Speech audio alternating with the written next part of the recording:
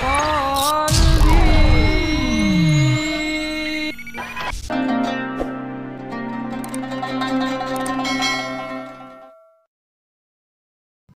takwa rahimakumullah, yang insya Allah mudah-mudahan dirahmati oleh Allah subhanahu wa ta'ala.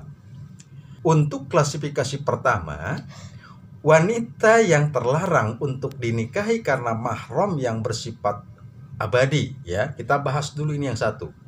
Bahwa para ulama itu mengklasifikasikan atau mengkategorikan lah ya, membedakan ada mahram yang sifatnya mu'abbad untuk selamanya, dia tidak boleh dinikahi, ada yang mu'aqqad.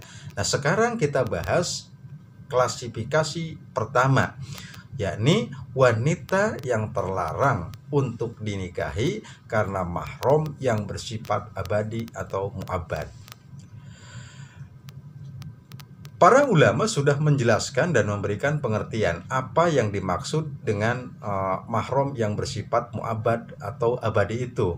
Yakni menurut para ulama, mahram yang bersifat abadi maksudnya adalah pernikahan yang haram terjadi antara laki-laki dan perempuan untuk selamanya, meskipun apa yang terjadi di antara keduanya. Jadi apapun yang terjadi di antara keduanya, antara laki-laki dan perempuan, mereka tetap diharamkan atau tidak boleh, terlarang untuk melangsungkan pernikahan. Ya. Nah, siapa saja yang termasuk dalam kategori mahram yang bersifat abadi ini? Allah subhanahu wa ta'ala menjelaskan dalam firman-Nya dalam Quran surat An-Nisa ayat yang ke-23. A'udzu billahi minasyaitonir rajim. Bismillahirrahmanirrahim. Hurrimat 'alaikum ummahatukum wa banatukum wa akhawatukum wa ammatukum wa khalatukum wa banatul akhi wa banatul ukhti wa ummahatukum allati arda'nakum wa akhawatukum minar radha'ati wa ummahatun nisaikum wa rabaibukum allati fi hujurikum min nisaikum allati dakhaltum bihinna fa illam takunu dakhaltum bihinna fala junaha 'alaikum wa halailu abnaikum alladzina min aslabikum wa an tajma'u bainal ukhtain illa ma qad salafa innallaha kana ghafurur rahima. Al-ayah wal makna Allahu a'lam bimuradi. Nah, menurut perspektif Quran surat An-Nisa ayat 23 ini sudah begitu tekstual secara jelas siapa saja yang diharamkan untuk melangsungkan pernikahan untuk selama-lamanya. Ini masuk dalam kategori mahram yang mu'abbad tadi. Kalau Allah subhanahu wa ta'ala katakan dalam firman-Nya tersebut, diharamkan atas kamu menikahi ibu-ibumu, anak-anakmu yang perempuan, saudara-saudaramu yang perempuan, saudara-saudara ayahmu yang perempuan, saudara-saudara ibumu yang perempuan, anak-anak perempuan dari saudara-saudaramu yang laki-laki, anak-anak perempuan dari saudara-saudaramu yang perempuan, ibumu yang menyusui kamu, saudara-saudara perempuanmu sesusuan, ibu-ibu istrimu, atau dalam konteks ini adalah mertua, kemudian anak-anak perempuan dari istrimu, dalam konteks ini adalah anak tiri yang dalam pemeliharaanmu dari istri yang telah kamu campuri. Tetapi jika kamu belum campuri dengan istrimu itu dan sudah kamu ceraikan, maka tidak berdosa kamu menikahinya, kata Allah subhanahu wa ta'ala. Dan diharamkan bagimu istri-istri anak kandungmu, yaitu menantu, dan diharamkan mengumpulkan dalam satu pernikahan dua perempuan yang bersaudara, kecuali yang telah terjadi pada masa lampau. Sungguh kata Allah, Allah Maha Pengampun lagi Maha Penyayang. Quran surat An-Nisa ayat yang ke-23. Sahabat takwa rahimakumullah, wanita yang terlarang untuk dinikahi karena mahram yang bersifat mu'abbad tadi atau selamanya tadi, ya, menurut Quran surat An-Nisa ayat 23 itu secara rinci ada beberapa kriteria orang yang diharam dinikahinya, dan ini sekaligus juga tentu ya menjadi orang yang boleh melihat bagian aurat tertentu dari wanita itu dalam batas-batas tertentu. Siapa mereka? Seperti tadi sudah dijelaskan dalam penjelasan sebelumnya. Sahabat takwa rahimakumullah, para ulama membagi mahram yang bersifat mu'abbad ini ke dalam 3 kelompok berdasarkan penyebabnya. Ya. Yang pertama karena sebab hubungan nasab, yang kedua karena hubungan musyaharah atau pernikahan atau perbesaran, dan yang ketiga karena hubungan akibat persusuan. Jadi poinnya adalah bahwa wanita yang terlarang untuk dinikahi karena mahram yang bersifat abadi atau mu'abad itu diklasifikasikan oleh para ulama menjadi 3 bagian penyebabnya. Penyebab pertama karena sebab hubungan nasab, yang kedua karena hubungan musyaharah atau pernikahan, dan yang ketiganya karena hubungan akibat persusuan. Inilah klasifikasi atau bagian dari wanita yang terlarang untuk dinikahi karena mahram. Apa itu yang nasab? Bagaimana itu musyaharah? Bagaimana itu persusuan? Mari kita simak kembali dalam penjelasan-penjelasan berikutnya. Sahabat takwa yang dirahmati Allah Subhanahu wa taala, pertama, wanita yang terlarang untuk dinikahi karena mahram yang bersifat abadi karena sebab hubungan nasab itu tadi sudah dijelaskan menurut Quran surat An-Nisa ayat yang ke-23 itu, yakni yang pertama ibu kandung, ya. Ini terdapat di dalam Al-Quran surat An-Nisa ayat 23 tadi, potongan ayatnya ummahatukum, dan diharamkan untuk menikahi ibu-ibu kamu. Hukum yang berlaku pada diri seorang ibu itu juga seterusnya berlaku kepada ibunya ibu, atau yang sering kita katakan dengan nenek, ibunya nenek ke atas terus gitu, ya. Semua ikut dalam hukum ibu yang haram untuk dinikahi. Ya, jadi yang pertama tadi dalam konteks mahram yang bersifat abadi karena sebab hubungan nasab itu, yang pertama adalah ibu kandung. Ibu kandung, ya, terus ke atas, ya, seterusnya berlaku kepada ibunya ibu, yaitu ke nenek, ya, terus ibunya nenek ke atas, terus pokoknya yang ada garis darah dengan ibu kita ke atas, berarti itu dikatakan sebagai mahram nasab dari garis ibu yang tidak boleh untuk melakukan pernikahan. Ya, di sana maknanya. Lalu yang kedua, yang haram atau terlarang untuk dinikahi karena mahram yang bersifat abadi karena sebab hubungan nasab itu adalah anak wanita. Berarti di sini dalilnya, yakni dalil kemahramannya adalah Quran surat An-Nisa ayat yang ke-23 tadi di atas. Ada potongan ayatnya wabanatukum, dan anak-anak wanitamu, anak kandung perempuannya dan anak perempuan dari anak perempuan atau cucu, dan seterusnya ke bawah, hukumnya mengikuti terus sampai kepada keturunannya. Artinya apa? Anak perempuan, cucu perempuan, terus ke bawah berarti ke cicit gitu, ya. Itu namanya tidak boleh menikah, ya. Itu adalah anak wanita dan garis lurus ke bawahnya.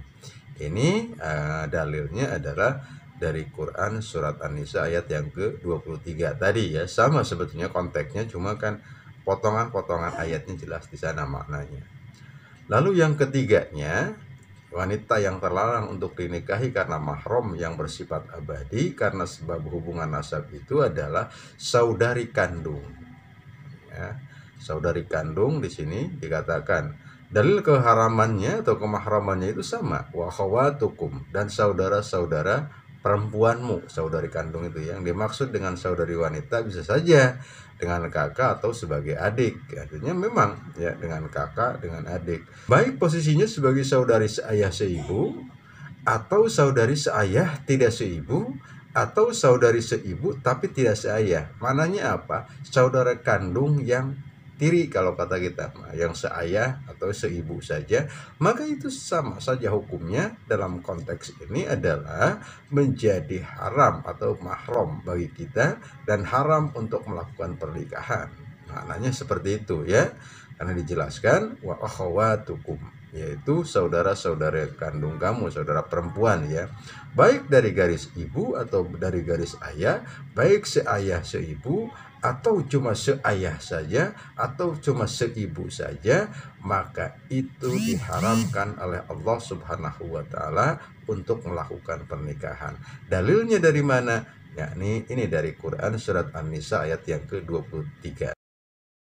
Sahabat takwa yang dirahmati oleh Allah Subhanahu wa Ta'ala, yang keempat, wanita yang terlarang untuk dinikahi karena mahram yang bersifat abadi karena sebab hubungan nasab itu adalah saudari ayah. Dalil kemahramannya atau dalil keharamannya adalah Quran surat An-Nisa ayat yang ke-23 di atas. Wa ammatukum.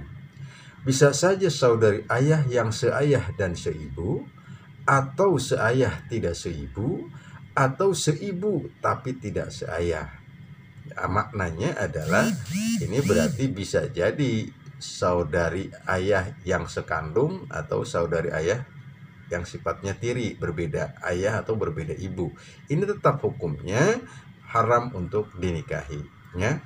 Dari segi usia, bisa saja yang lebih muda dari ayah. Maknanya apa? Berarti adik ayah. Atau bisa juga yang lebih tua dari ayah kita atau kakaknya ayah. Yang jelas, saudari dari orang tua kita atau dari ayah kita, maka itu haram hukumnya untuk dinikahi. Dalilnya adalah Quran surat An-Nisa ayat yang ke-23 di atas, wa ammatukum, dan diharamkan saudari ayahmu. Untuk apa? Untuk melangsungkan pernikahan, karena ini adalah berbicara tentang wanita-wanita yang diharamkan untuk dinikahi. Ya. Kesimpulannya yang keempat ini adalah diharamkan atau terlarang wanita untuk dinikahi, yaitu saudari dari ayah, yang dalam konteks bahasa Indonesia itu sering diterjemahkan dengan bibi, ya, bibi dari ayah. Bisa jadi itu saudara kandung ayah, maknanya satu ayah satu ibu dengan ayah kita, atau cuma satu ayah saja, bisa satu ibu saja, maknanya seperti itu. Sahabat takwa yang dirahmati oleh Allah Subhanahu wa Ta'ala, yang kelima, wanita yang terlarang untuk dinikahi karena mahram yang bersifat abadi atau mu'abbad karena sebab hubungan nasab itu adalah saudari dari ibu, saudari ibu. Ya, dalilnya apa? Kemahramannya yaitu wa khalatukum, dan saudari ibu. Ya, berarti sama sebetulnya tadi hakikatnya dengan saudari ayah tadi, ya. Bibi yang berasal dari ibu, mananya adiknya ibu atau bisa juga kakaknya ibu, ya. Itu diharamkan. Jadi bibi kita atau tante kita itu, ya, namanya itu. Jadi diharamkan di dalam Al-Qur'an, dalam hukum Islam, saudari ibu itu dinikahi oleh ponakan lah misalkan, ya, kayak seperti itu. Karena di sini dia katakan dalil kemahramannya. Sahabat takwa yang dirahmati oleh Allah Subhanahu wa Ta'ala, yang keenam, wanita yang terlarang untuk dinikahi karena mahram yang bersifat abadi atau mu'abbad karena sebab hubungan nasab itu adalah keponakan dari saudara laki-laki. Di sini anak wanita dari saudara laki-laki. Dalil kemahramannya adalah Quran surat An-Nisa ayat yang ke-23, lanjutan ayatnya, wa banatul akhi, yaitu dia saudara laki-laki atau keponakan dari saudara laki-laki, ya, anak wanita dari saudara laki-laki. Dalam panggilan akrab kita mereka termasuk keponakan. Jadi maknanya adalah, kesimpulannya berarti keponakan dari saudara laki-laki itu adalah anak wanita dari saudara laki-laki. Sahabat takwa rahimakumullah, yang insya Allah mudah-mudahan dirahmati oleh Allah Subhanahu wa Ta'ala, yang ketujuh, wanita yang terlarang untuk dinikahi karena mahram yang bersifat abadi atau mu'abbad itu, ya, karena sebab hubungan nasab itu, yakni keponakan dari saudara wanita atau anak-anak wanita dari saudari wanita. Dalil kemahramannya mana? Nah, tadi lanjutan ayat Quran surat An-Nisa ayat yang ke-23-nya disampaikan oleh Allah Subhanahu wa Ta'ala, wa banatul ukhti, dan keponakan dari saudara wanita atau anak-anak wanita dari saudari wanita, maka itu terlarang atau wanita tersebut adalah mahram dan terlarang untuk dinikahi yang bersifat mu'abbad karena sebab hubungan nasab. Demikian, itulah 7 wanita yang secara nasab atau secara keturunan dan hubungan famili haram hukumnya untuk dinikahi oleh seorang laki-laki. Demikian barangkali yang dapat dijelaskan di dalam kesempatan yang berbahagia ini. Mudah-mudahan ada manfaatnya. Mohon maaf atas segala kekurangannya. Nasru minallah wa fathun qarib. Wassalamualaikum warahmatullahi wabarakatuh.